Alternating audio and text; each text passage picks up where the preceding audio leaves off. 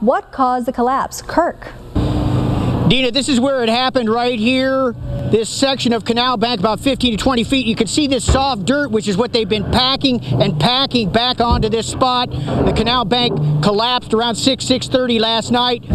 Take a look at that big piece of concrete. That was actually wedged underneath the road, and the force of the water on the canal, which is on the other side over here, the force of the water pushed this out, and so now they are going to try to take this piece of reinforcing concrete and wedge it back underneath the road here where the tunnel is, so that water can continue flowing through the canal. Now, what happened last night? Water burst through the canal banks and flowed all the way down here to Westgate. Fortunately, there's a large field there which probably absorbed much of the water. The suspect, we are told, got out of his car, jumped off of the bridge and into the Rio Grande River, and then swam into Mexico.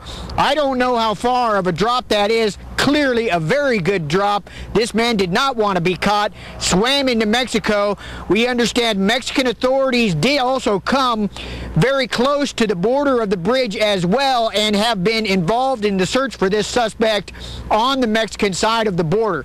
This, again, still a developing story. We are trying to piece together some of the basic facts on this in terms of exactly what precipitated this chase. Let me show you something. This has been part of the problem out here, this sandy terrain.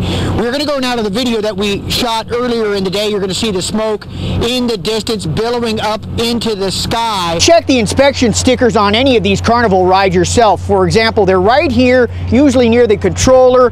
Kenny's Funland Carnival. This inspected August of 2011, expires August of 2012. Now, I've checked most of the rides at this carnival and they're all exactly the same, all inspected last August, so they're all good until next August. Frankly, this is as close as we are going to get. This is still a horrible, nasty, toxic mess.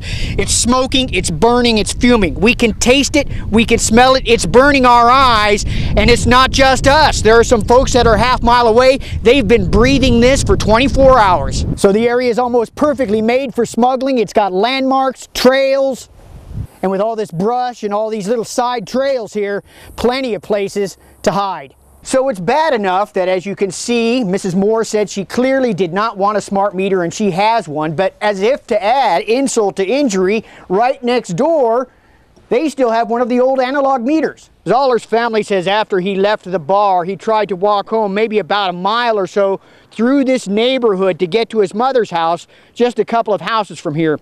They say he probably fell down a couple of times on the way and eventually he collapsed here in this field on the southwest corner of the intersection of 9th and Sunset. What we don't know right now is exactly how long these people were in here for, but obviously they had settled in for what appears to be a pretty long stay. There were some large jugs of water, as you can see, plenty of trash, and a huge bag of rice here, so even for more than 40 people that we counted coming out, this might have lasted for at least a little bit of time. Perhaps not surprisingly, in this modern age, the origins of this horse thievery may not have begun here at the ranch, but instead the outlaws may have found their targets here, on the computer, where it turns out Trejo had listed the animals for sale on Craigslist.